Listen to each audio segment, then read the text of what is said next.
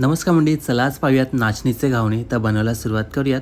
एका बाउलमध्ये नाचणीचं पीठ, तांदळाचं पीठ आणि रवा छानपैकी मिक्स करून घेऊयात आणि त्यामध्ये पाणी ॲड करून सर्व छानपैकी मिक्स करून साईडला ठेवूया, जेणेकरून रवा छानपैकी पाण्यामध्ये मुरून जाईल. 15 ते 20 मिनटं झाले की रवा छानपैकी पाण्यामध्ये मुरून जातो. त्यानंतर आपलं जे मिश्रण आहे ते अजून घट्ट होतं. त्यामध्ये चवीनुसार मीठ आणि अजून थोडंसं पाणी ॲड करून एकदम पातळशी आपण स्लरी तयार करून घेणार आहोत. त्यानंतर आपले घावण्याचं मिश्रण तयार आहे. तर भिडं छानपैकी गरम करून घ्यायचं, एकदम कडकडीत गरम करून घ्यायचं. त्यावरती तेल लावून घेऊयात. त्यानंतरला आपण जी स्लरी बनवून घेतली आहे, म्हणजे बॅटर बनवून घेतलं आहे घावण्याचं, तर छानपैकी मिक्स करून घ्यायचं आहे आपल्याला आणि मस्त भिड्यावरती सोडून घ्यायचं आहे. एकदम जाळीदार असे कुरकुरीत घावणे तयार होतात. 2 ते 3 मिनटं शिजवून घ्या, गॅस कमी करून झाकण ठेवून.